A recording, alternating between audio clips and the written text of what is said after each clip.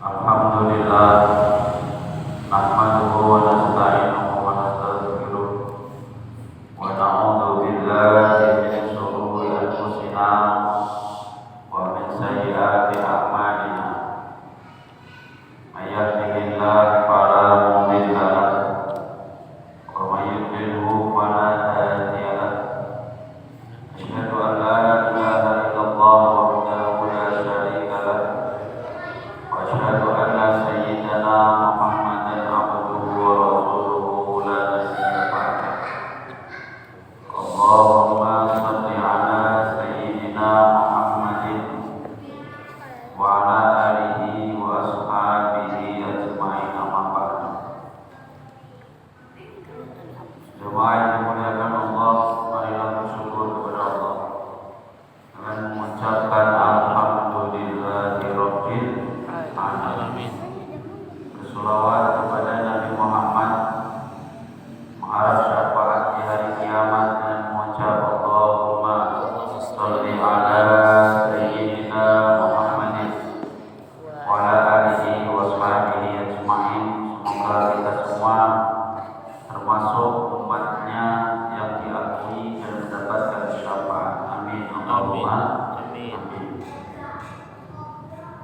Jamaah yang dimuliakan Allah, melanjutkan pertemuan sebelumnya, periode dan tahapan dakwah. Sebelumnya kita sudah membahas bahwasannya Nabi mendapatkan perintah untuk berdakwah. Saya ingatkan ayatnya, ya ayyuhal mudaththir qum fa'anzir wa rabbaka fakabbir wa thiyabaka fatahhir wa rujza fahjur wa la tamnun tastakthir wa li rabbika fasbir.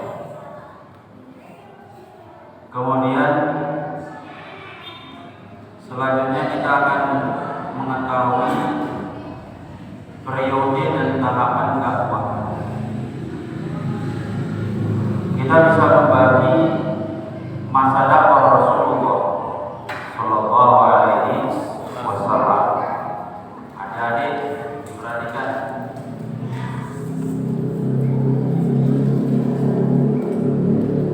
Kita bisa membagi masa dakwah Rasulullah menjadi dua periode. Jadi berapa Pak? Menjadi dua periode yang masing-masing memiliki keistimewaan tersendiri. Dua periode itu, yang pertama adalah periode Mekah. Periode apa? Periode Mekah. Yang kedua adalah periode Madinah. Karena memang Nabi itu diutus menjadi Nabi itu tempatnya di Mekah. Di sana dakwah sampai berapa tahun Pak? Di Mekah berapa tahun? 13 tahun. Setelah diutus menjadi Nabi, dakwah di Mekah itu selama 13 tahun.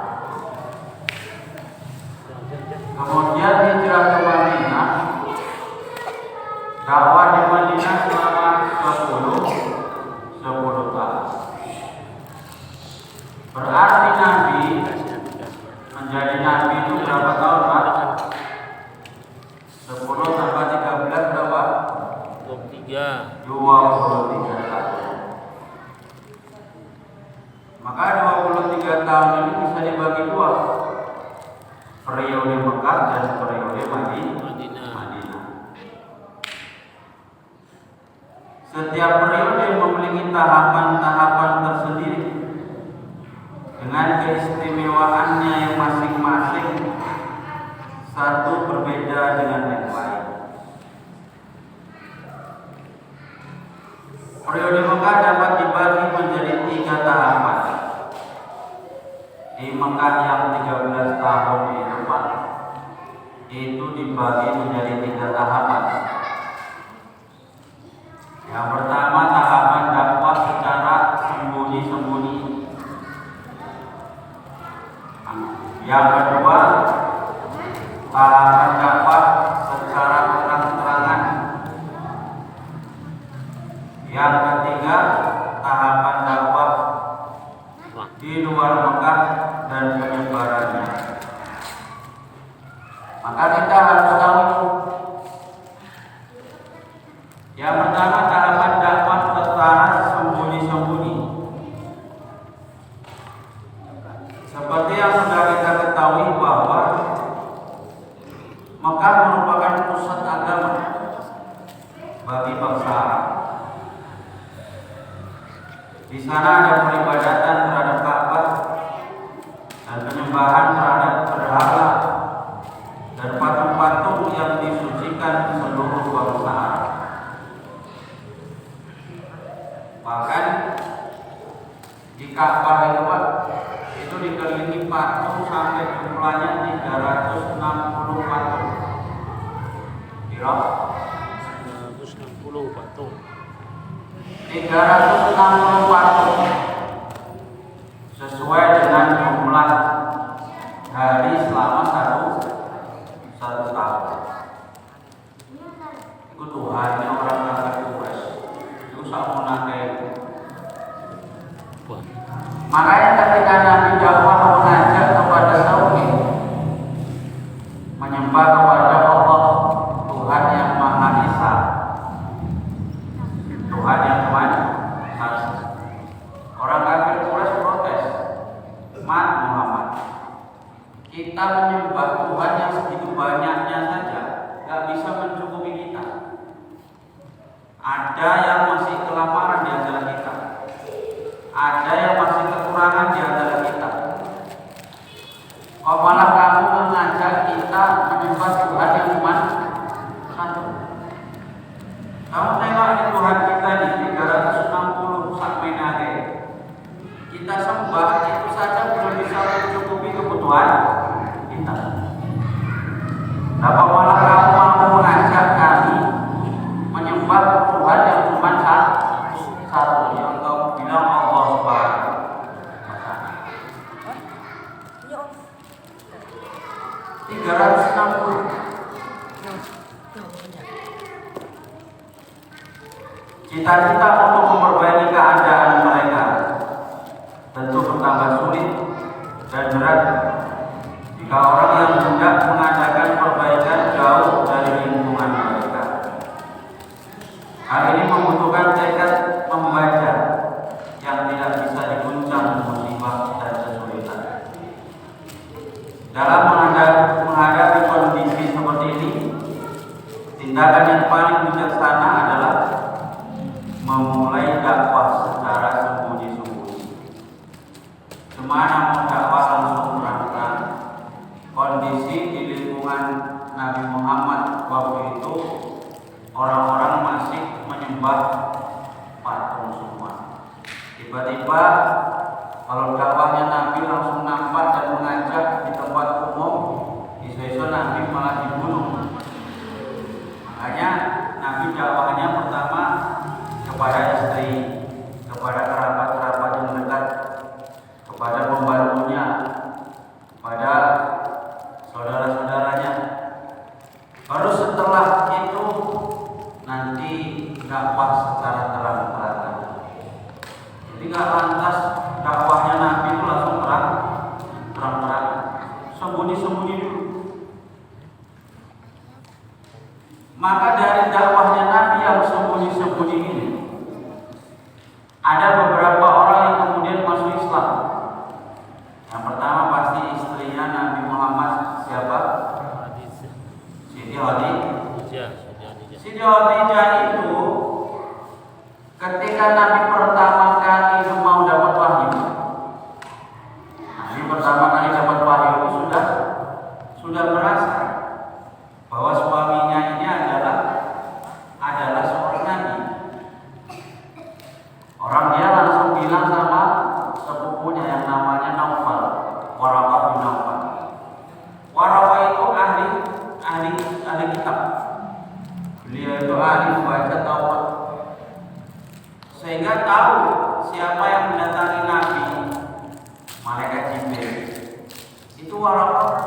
Muqarabah tahu. Muqarabah bilang, seumpama aku menjumpai nanti umurku ini sampai kepada saat Nabi Muhammad itu dimusuhi sama kaum Quraisy, maka pasti akan membela Muhammad. Cuman umurnya Muhammad tidak panjang, tidak lama meninggal. Kemudian pembantu beliau yang Zaid bin Harisah juga masuk Islam. Ali bin Abi Thalib dari kalangan anak-anak juga masuk Islam. Anak-anak yang pertama kali masuk Islam adalah Ali bin Abi Thalib. Abu Bakar As-Siddiq kawan sejatinya. Abu Bakar itu pertama kali juga ragu. Cuma setelah dipikir-pikir, dia jadi yakin. Yakinnya cuma Muhammad ini aku kenal dari dulu. Kalau dia dapat wahyu Al-Quran ini, misalkan kalau dari dirinya sendiri, dia tak pandai menulis, dia tak pandai membaca. Kalau tahu misalkan dia dari gurunya, dia tak sekolah. Kalau dia misalkan dapat dari bapaknya sudah meninggal sebelum dia lahir. Atau dari mamanya pun sudah meninggal. Ini pasti tidak mungkin kalau Muhammad ini Al-Quran ini dari diri sendiri. Inilah hikmahnya kenapa Allah itu mewafatkan ayah Nabi Muhammad, mewafatkan ibunda Nabi Muhammad, dan menjadikan Nabi itu seorang yang tidak pandai membaca dan menulis. Ini hikmahnya, sehingga keraguan itu menjadi hilang. Akhirnya Abu Bakar As-Siddiq memantapkan diri, ini pasti dari Allah Subhanahu wa Ta'ala. Tidak mungkin, karena sudah tahu Muhammad latar belakangnya dari kecil. Abu Bakar itu sudah kenal Muhammad ini, satu, tidak pernah berbohong. Yang kedua, Muhammad ini tidak ada ayahnya yang dia ambil ilmunya menyampaikan ini. Tidak mungkin dari ayahnya. Dari siapa? Dari gurunya dia tak belajar, tak sekolah. Dari kakeknya pun sudah wafat sejak ia usia 8 tahun. Tidak mungkin kalau dia jadi dari siapapun, pasti ini dari Allah Subhanahu wa Ta'ala. Jadi orang yang pertama beriman ada 4 orang. Yang pertama Siti Khadijah dari kalangan perempuan. Kemudian Zaid bin Harisah. Kemudian dari kalangan anak-anak Ali bin Abi Thalib. Kemudian dari sahabatnya yaitu Abu Bakar As-Siddiq. Ali bin Abi Thalib ini selain sahabat yang pertama, tidak pernah menghadapkan wajahnya kepada berhala. Walaupun waktu itu berhala itu sangat marak. Saya ini mau dimusimkan lagi berhala, Pak. Jadi di media sosial itu sudah muncul ada bayi jenenge apa? Yang dituku artis ya. Bayi apa jenenge? Spiritual apa? Spiritual atau spiritual?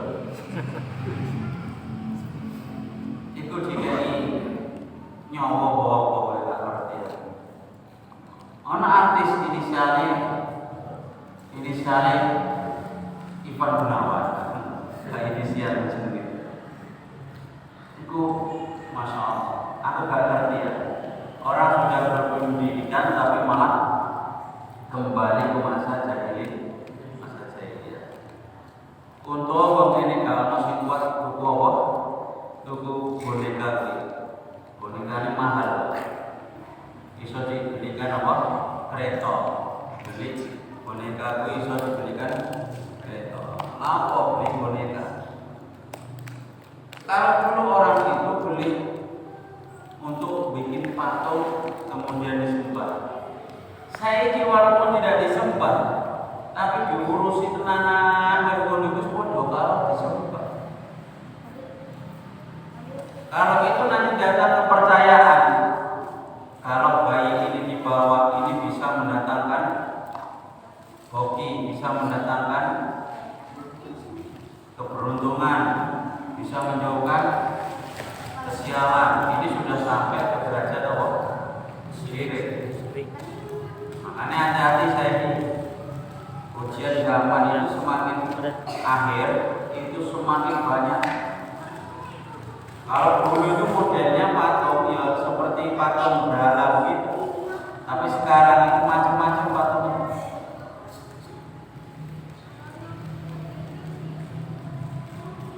Mereka masuk Islam pada hari pertama dimulainya dakwah. Siapa tadi? 4 orang tadi. Siti Khadijah, Zaid, Ali bin Abi Thalib dan Abu Bakar As-Siddiq. Abu Bakar sangat bersemangat dalam berdakwah kepada Islam. Abu Bakar As-Siddiq setelah masuk Islam langsung dakwah, mengajak kepada orang-orang untuk masuk Islam. Abu Bakar ini ahli dagang. Jadi banyak sekali orang-orang yang diajak dari lewat Abu Bakar ini adalah pedagang-pedagang. Kawan-kawannya, kaumnya suka mendatangi Abu Bakar dan menyenanginya, karena dia dikenal sebagai orang yang memiliki pengetahuan dan sukses dalam berdagang, serta baik pergaulannya dengan orang lain. Maka dia menyeru orang-orang dari kaumnya yang biasa duduk-duduk bersamanya dan yang dapat dipercayainya. Berkat ajakannya, berkat dakwahnya Abu Bakar As-Siddiq, maka masuk Islam satu Utsman bin Affan ini pedagang mulung, orang kaya raya, kolom murah. Utsman bin Affan sampai saiki duwite sono. Utsman bin Affan. Asetnya Utsman bin Affan sampai saiki sono. Iku padahal wis 1000 tahun kuwi. 1400 tahun lebih sampai sekarang. Kemudian Zubair bin Awam. Apa? Zubair bin Awam. Abdurrahman bin Auf. Siapa lagi? Abdurrahman bin pedagang juga hebat. Orang kaya. Sa'ad bin Abi Waqqas. Yang kelima, Thalhah bin Ubaidillah. Mereka ini adalah orang yang lebih dahulu masuk Islam.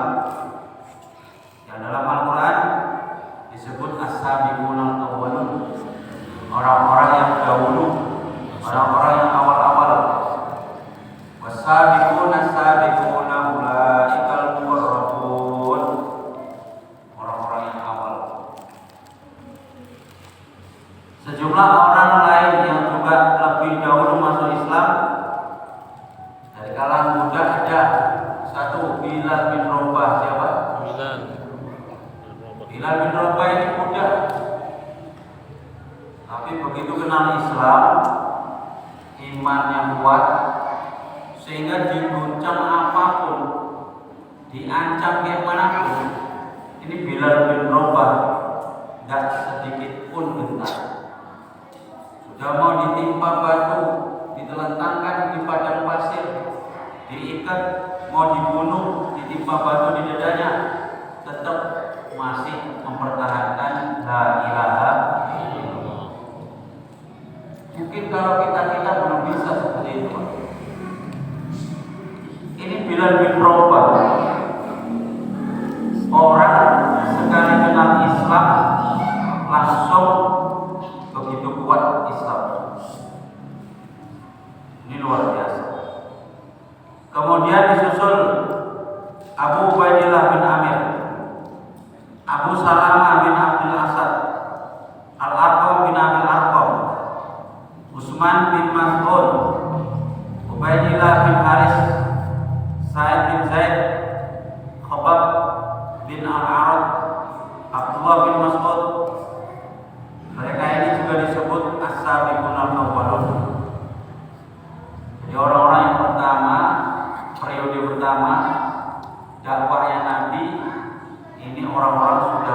Islam yang disebut as-sabiqun al-awwal. Mereka masuk Islam secara sembunyi-sembunyi.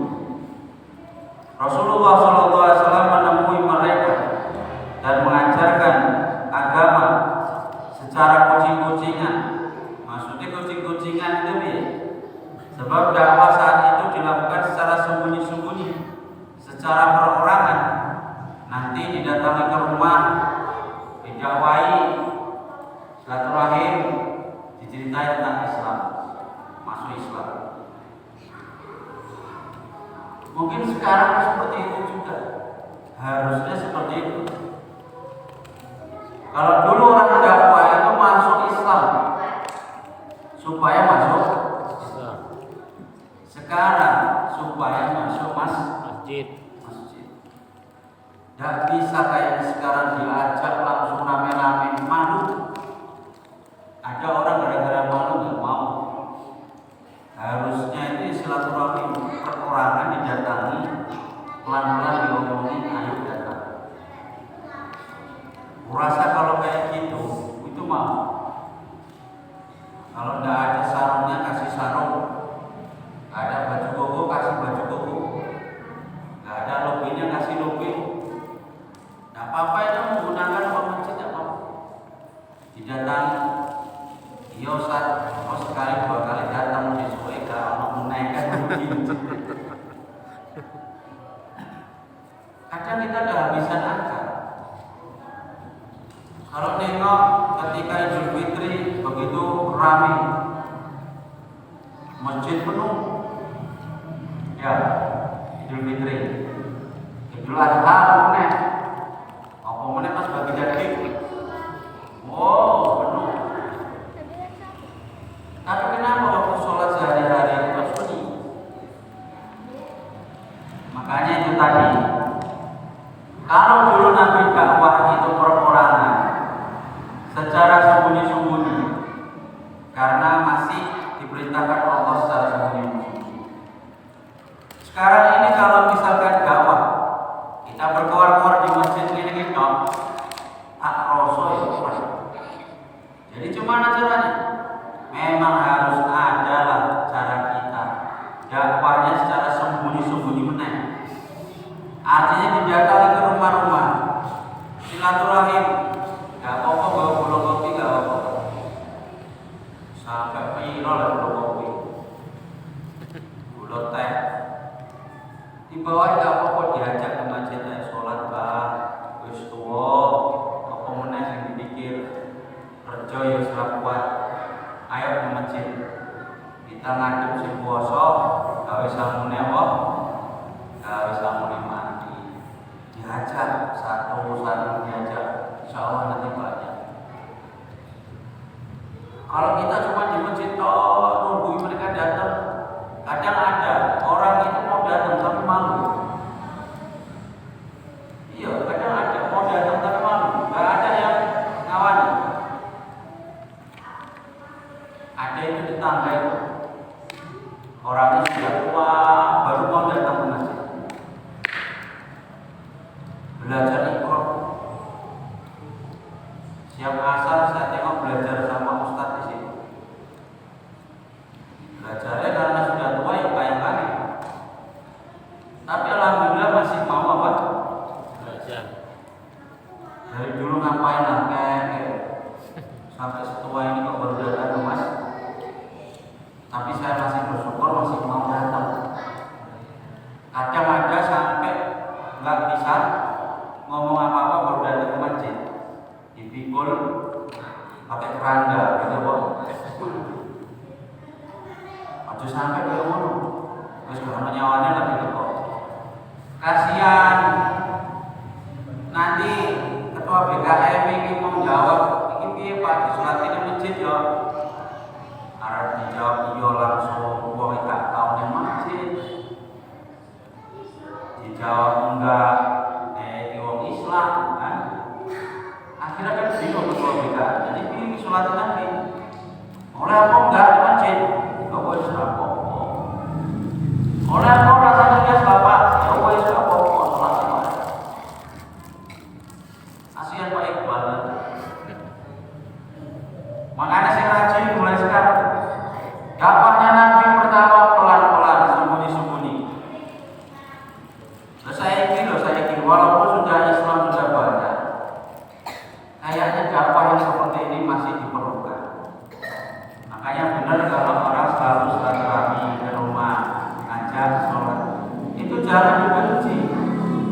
Mereka itu mengikuti dakwahnya Nabi Muhammad SAW. Kalau kita tidak bisa mengikuti mereka, mendukung mereka, yang pasti jangan ikut membenci mereka. Kalau kita belum sanggup mengikuti mereka, jangan dibenci, karena mereka itu mengikuti Rasulullah SAW.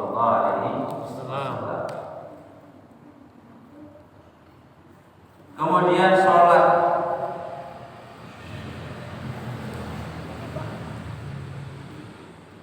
Sholat itu sebenarnya yang kita ketahui sholat 5 waktu itu setelah Nabi Isra Mi'raj.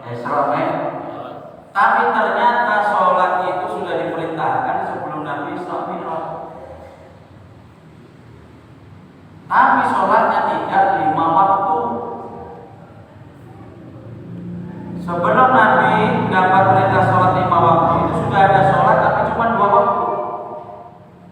Sholatnya esok sama sore, pagi dan sore.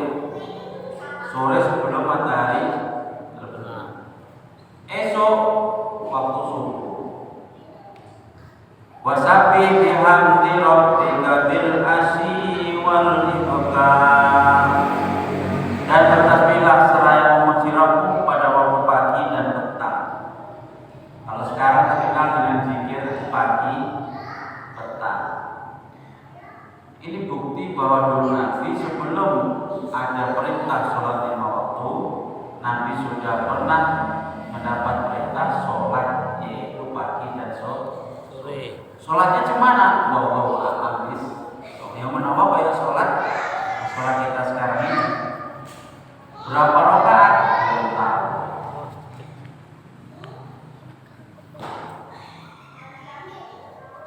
Jadi setelah Isra Mi'raj itu barulah sholatnya 5 waktu. Malah ada yang bilang sholatnya tahajud. Sholat tahajud itu sebelum ada sholat 5 waktu. Sholat tahajud itu wajib. Puasa sebelum puasa Ramadan diwajibkan, puasa Asyura itu wajib. Itu tradisi sejak dulu orang Quraisy itu sudah puasa. Kemudian setelah hijrah ke Madinah, puasa Ramadan diwajibkan, maka puasa yang Asyura itu disunahkan. Dulu puasa Asyura wajib. Tapi sekarang karena Ramadan sudah diwajibkan, maka puasa Asyura jadi sunnah.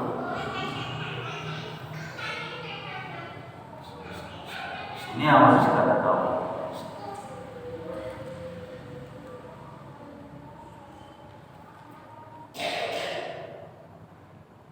Kemudian setelah Nabi dakwah sembunyi-sembunyi, lamanya 3 tahun. Berapa Pak? Dakwah sembunyi-sembunyi itu lamanya sampai 3. Jadi kalau kita mau ngajak jamaah yang belum mau datang ke masjid, kalau baru 1 bulan 2 bulan, jangan mengharapkan berhasil dulu. Ini Nabi ngajak ini sembunyi-sembunyi berapa tahun? Telung tahun diajak sembunyi-sembunyi. Ini dakwah sembunyi-sembunyi. Tapi ternyata orang kafir Quraisy pun itu dengar. Ya, walaupun sembunyi-sembunyi ternyata orang kafir Quraisy dengar. Pembesar Quraisy dengar. Ini kayaknya Muhammad ini punya pengaruh. Tapi orang-orang kafir Quraisy masih menganggap Muhammad ini orang yang perhatian tentang agama. Itu aja. Kayak ini orang-orang yang suka belajar agama Muhammad. Dianggap bisa menonton. Dulu menganggap bahwa Nabi Muhammad itu nabi.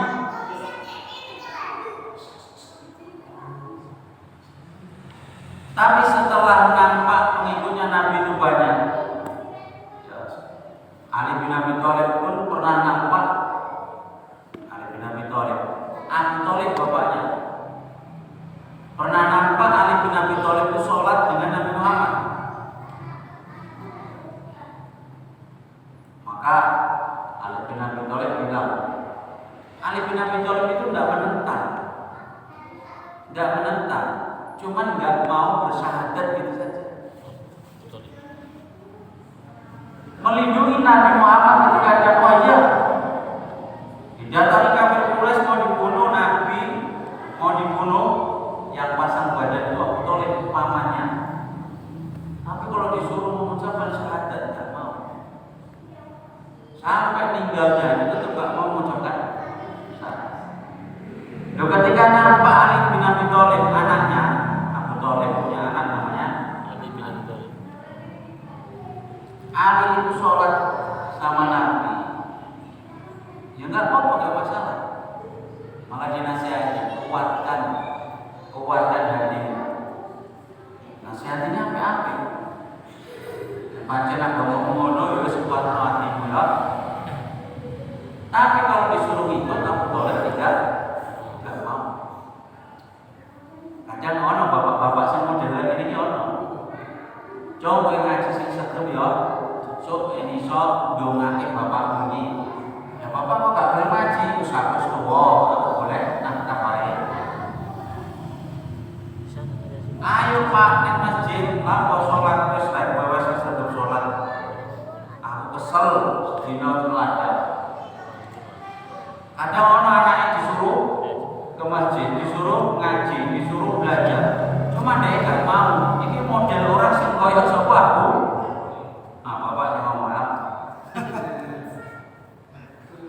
Sampai koyo Abu Thalib. Dulu aku pernah kayak mau Abu Thalib ini pernah.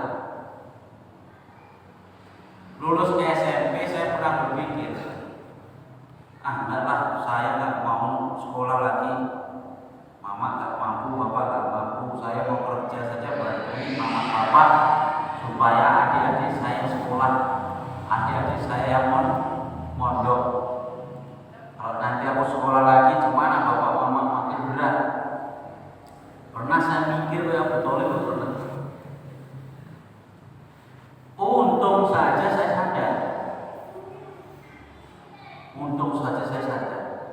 Lama kelamaan saya pikir, aku ini kan masih muda, masih 16 tahun, masih 17 tahun. Kalau aku misalkan kok kerja, belum tentu suge. Tapi kalau aku ngaji sambil kerja, suge gak suge, aku tetap dapat ilmu. Terakhir saya tekad, Pak, ini ngaji sejarah. Jadi kalau saya bawa nama aku di Serapopo, ini ngaji tauhid, ngaji tasawuf gak boleh. Ditanya aku gak boleh. Aku itu harus dibuang jauh-jauh. Tapi ini karena ngaji sejarah, saya ceritakan supaya bapak-bapak gak jadi Abu Thalib. Abu Thalib itu wongnya apik, kan ganggu wong. Cuma dia mau gara-gara nggak mau syahadat, dia tetap ahli neraka. Makanya jangan kita cukup cuma jadi orang baik. Nek ana wong ini, wis aku gak sholat gak apa-apa, aku gak zakat gak apa-apa, yang penting aku gak ganggu wong. Ini salah tetap. Tengok itu Abu Thalib itu gimana? Kurang apa jasanya terhadap Islam? Orang dia yang membentengi Nabi dari kejaran orang Quraisy. Nabi itu Abu Thalib pernah didatangi orang kafir Quraisy. Nabi Muhammad mau diminta, Abu Thalib, kasihkan anakku ke kami. Kalau kamu memang mau merawat anak laki-laki, ini anak laki-laki sebagai gantinya Muhammad. Muhammad kasihkan saya biar saya bunuh. Kenapa kamu bunuh? Karena dia sudah mengejek Tuhanku, Tuhan kami. Yang kok enak tenang cangkemmu. Anakmu kok enak aku disuruh merawat. Sementara anakku Muhammad kuserahkan kalian, mau kalian bunuh. Itu terus kayak gitu sering. Abu Thalib membentengi Nabi Muhammad. Jadi kalau dihitung jasanya Nabi Muhammad, jasanya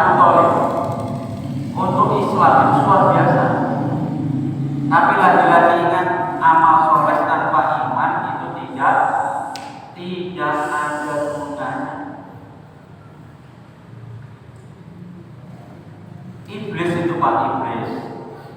Iblis itu kalau ditanya Tuhan itu sapa iblis? Dia akan jawab Allahu Rabbi. Iblis itu lo ngerti kalau Tuhan itu siapa? Allah.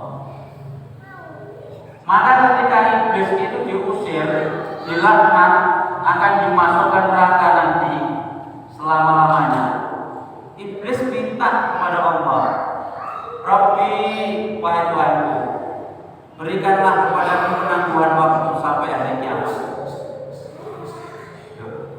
Ini iblis yang masih mengakui Allah itu sebagai Tuhan. Tapi ingat, iblis itu ahli neraka apa ahli surga? Kenapa iblis ahli neraka? Tidak patuh kepada perintah Allah. Jadi jangan kita bangga walaupun kita sudah tahu Allah itu cuma satu, Tuhan itu cuma satu, yaitu Allah. Tapi kita nggak patuh sama perintah Allah, kira-kira podo karo iblis apa ora? Ayo, Pak Iqbal yang mulia, enggak benar. Jadi jangan kita bangga dulu. Aku sudah tahu Allah itu Tuhan, Allah itu Tuhan. La ilaha illallah Muhammadur Rasul. Itu belum cukup Pak, karena iblis itu juga tahu bahwa Allah itu. Bahkan ketika dia dilaknat pun iblis masih minta, Rabbi ya Allah Tuhan, berikanlah kepadaku penangguhan waktu sampai hari kiamat. Dikasih sama Allah. Tapi tetap profesional Allah itu, walaupun dikasih waktu sampai hari kiamat, tapi tetap iblis ahli neraka.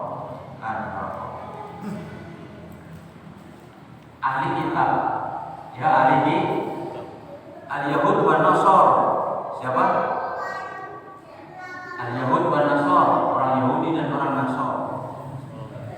Mereka tahu kalau ditanya siapa Tuhan Allah, mereka jawab Tuhan itu siapa? Tapi kenapa mereka tetap ahli neraka? Karena mereka menyekutukan Allah. Jadi kalaupun kita sudah tahu bahwa Allah itu Tuhan kita, itu belum cukup kalau kita tidak ada amal soleh. Amal soleh salah satunya adalah meyakini bahwa Nabi Muhammad adalah utusan Allah dan menjalankan perintah-perintah Allah. Mau mengakui tahu Allah itu Tuhan kita, tapi nggak mau melaksanakan perintahnya. Iblis juga gitu.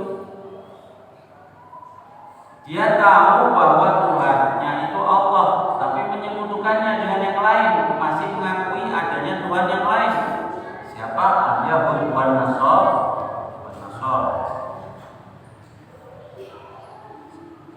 Jadi orang-orang kafir Quraisy itu tahu, lama-lama tahu bahwa Nabi Muhammad ini menyebarkan paham. Karena sudah tahu, masuklah tahapan kedua. Tahapan kedua yaitu tahapan dakwah secara terang.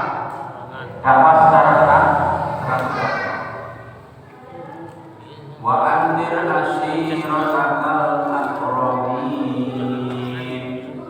Ini perintahnya. Dan berilah peringatan kepada keluargamu yang terdekat. Sudah dakwah secara nampak. Terdapat jalur cerita sebelumnya yang menyinggung kisah Musa dari permulaan kenabiannya hingga hijrahnya bersama Bani Israel, lolosnya mereka dari kejaran Fir'aun dan kaumnya, serta tenggelamnya Fir'aun bersama kaumnya. Kisah ini mengandung beberapa tahapan yang dilalui oleh Musa dalam dakwahnya terhadap Fir'aun dan kaumnya agar menyembah Allah.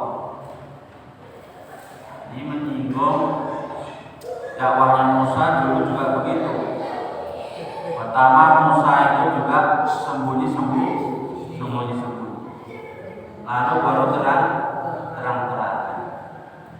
Setelah nampak bahwa Musa ini adalah nabi yang mempunyai pengaruh dan kemampuan, maka Fir'aun kemudian langsung mau membunuh Nabi Musa. Sudah terang-terangan. Hebatnya Nabi Musa itu, sudah tahu beliau itu kemampuannya jauh kalau dibandingkan Fir'aun. Itu diutus Allah untuk mendakwai Fir'aun, itu tetap dikerjakan. Padahal taruhannya apa? Nyawa. Didatangi langsung ke istananya. Hebatnya itu Nabi Musa. Faqula lahu qawlan layyinan.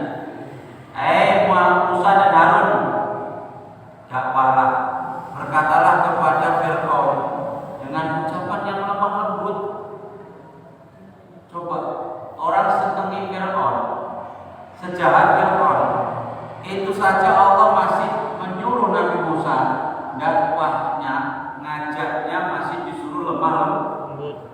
Apa ada orang sekarang umatnya Nabi Muhammad yang lebih jahat dari Fir'aun? Tak kira bahwa bunuh wong wis biasa, kejamnya luar biasa. Wis ngono ngaku Tuhan. Itu saja Nabi Musa masih disuruh dakwah kepada Fir'aun dengan berkata lemah lembut. Makanya sekarang kalau ada pendakwah kok ngomongnya kok keras-keras, ingatlah apakah yang didakwai secara keras itu lebih buruk dari Fir'aun, dan apakah dia pendakwahnya itu lebih hebat daripada Musa.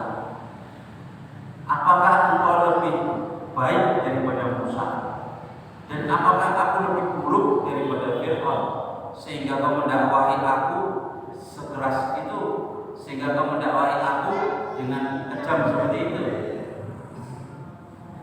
Makanya kalau orang pendakwah ingat bagaimana kalimat ini, waqula lahu qawlan layyinan. Wahai Musa dan Harun, berkatalah kepada Fir'aun, dakwahlah, ajaklah Fir'aun dengan lemah lembut. Maka tidak ada pendakwah yang ngomongnya itu kasar-kasar.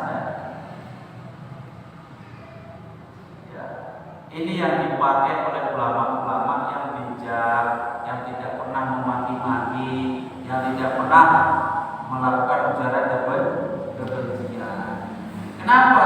Ini yang dipakai karena dia menganggap yang diajak itu tidak lebih buruk daripada Fir'aun, dan dia pun yang mengajak seorang dai-nya tidak merasa lebih baik daripada Nabi Musa, sehingga tetap berkata dengan ucapan yang lemah lembut.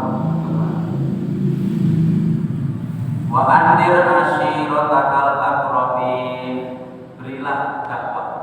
Wa andir, takut-takutilah, maksudnya dulu dakwah ashirataka kepada keluargamu, al aqrabin yang dekat-dekat. Sudah, sekarang dakwahlah nyata-nyata, cuma masih dekat-dekat dulu. Rincian ini seolah-olah dipaparkan seiring dengan perintah kepada Rasulullah Shallallahu Alaihi Wasallam agar berdakwah kepada Allah secara terang-terangan, sehingga di hadapan beliau dan para sahabatnya terdapat contoh dan gambaran yang akan dialami oleh mereka nantinya, yaitu pendustaan dan penindasan ketika mereka melakukan dakwah tersebut secara terang-terangan. Ini pun sudah dikatakan sama Naufal, Waraqah bin Naufal. Tidak ada orang yang mendapat wahyu seperti Muhammad ini. Waraqah bin Naufal itu siapa? Saudaranya Khadijah. Ketika pertama kali Nabi dapat wahyu, itu Khadijah langsung minta nasihat, minta pendapat sama Waraqah ini. Kata Waraqah, itu yang datang kepada Muhammad adalah an-namus yang pernah datang kepada Musa. Ya. Tidak ada orang yang didatangi namus atau mendapat wahyu daripada namus yang tidak diusir oleh kaumnya.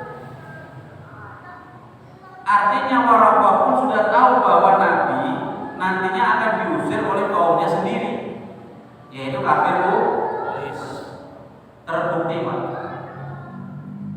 Nabi itu diusir betul sama kafir Quraisy. Sehingga Nabi sama sahabat-sahabatnya itu hidup di lereng-lereng gunung.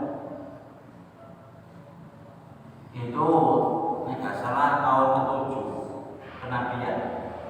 Diusir semua masyarakat Mekah itu tidak boleh ada hubungan sosial dengan Nabi dan sahabat-sahabatnya. Jual beli nggak boleh, ngasih makanan nggak boleh. Benar-benar diboikot itu Nabi dan sahabat-sahabatnya. Itu sampai 3 tahun. Sampai apa? Sehingga gara-gara itu Siti Khadijah sakit. Siti Khadijah apa? Kemudian meninggal Siti Khadijah pada tahun ke-10 kenabian Nabi Muhammad jadi Nabi 10 tahun. Istrinya Siti Khadijah meninggal.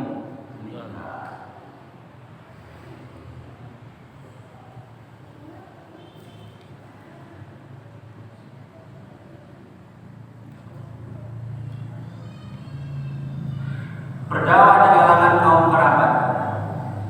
Setelah menerima perintah dalam ayat tersebut, Rasulullah Shallallahu Alaihi Wasallam mengundang keluarga terdekatnya Bani Hashim.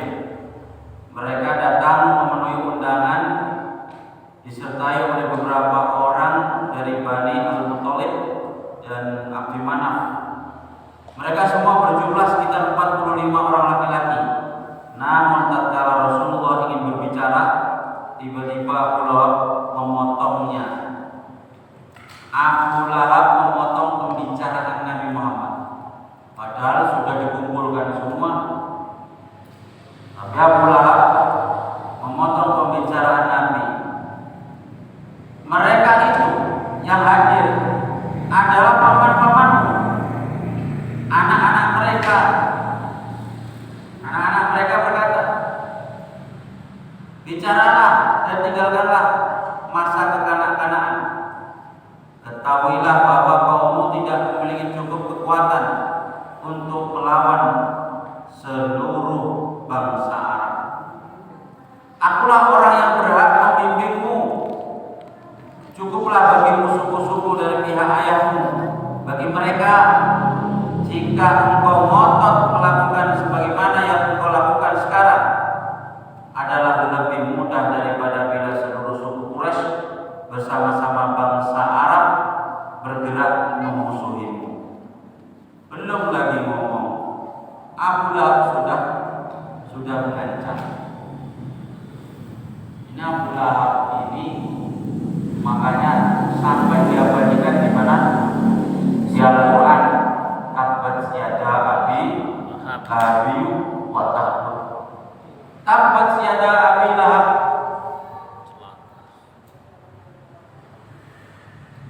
Orang yang sudah di dalam Al-Quran tercatat itu kalau bukan orang yang sangat baik, itu biasanya orang yang sangat buruk.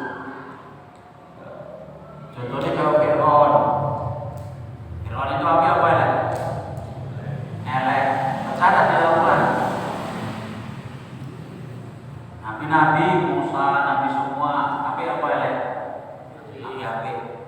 Iblis tercatat di Al-Quran, apa elek? Luqman Al-Hakim, apik. Kalau di Al-Quran sudah tercatat, itu kalau enggak orang yang paling buruk, itu biasanya paling elek.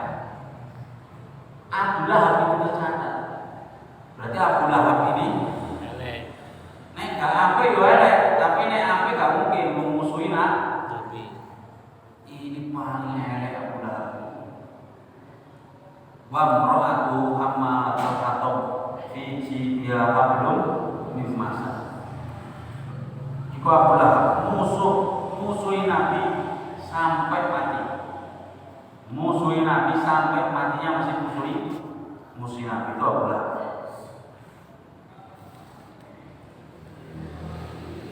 Guys, itu sampai dakwah terang-terangan dimulai berdakwah kepada kerabat-kerabat, yaitu maksudnya kerabat dari keluarga besar Bani Muttalib, Bani Hashim. Tapi kalau tersembunyi tadi masih istrinya, keponakan, masih kawan-kawan. Kalau sudah terang-terangan ini Bani Hashim, Bani Muthalib dikumpulkan, langsung diceramai. Tapi di situ kan ada masuk juga Abu Lahab. Makanya musuhnya Nabi itu gak jauh-jauh kali. Musuhnya masih kerabatnya, musuhnya masih keluar. Jadi jangan heran kalau bapak-bapak itu punya niat baik, mau punya niat baik, terus tidak ada yang tidak setuju kok dari keluarga, itu nggak usah kaget. Karena Nabi pun yang memusuhi Nabi itu gak jauh-jauh, justru paman kandung. Saya musuhi Nabi itu paman kandung. Musuhi Nabi Musa itu ayah angkatnya. Si musuhi Nabi Musa itu adalah orang yang merawat Nabi Musa. Siapa? Fir'aun. Yang jadi penghalang Nabi Lot itu siapa? Istrinya. Yang tidak percaya kepada Nabi Nuh siapa? Anaknya sendiri. Jadi ujian itu gak jauh-jauh kan. Nah itu semua disuruh untuk kita hadapi semua. Kalau ada nanti yang mengganggu atau tidak menurut kepada ajakan kita, ya paling yang terdekat dari kita. Maka kita harus hadapi itu sebagai ujian kita selama hidup di dunia. Mungkin demikian yang bisa disampaikan. Mungkin ada yang mau ditanya. Jika ada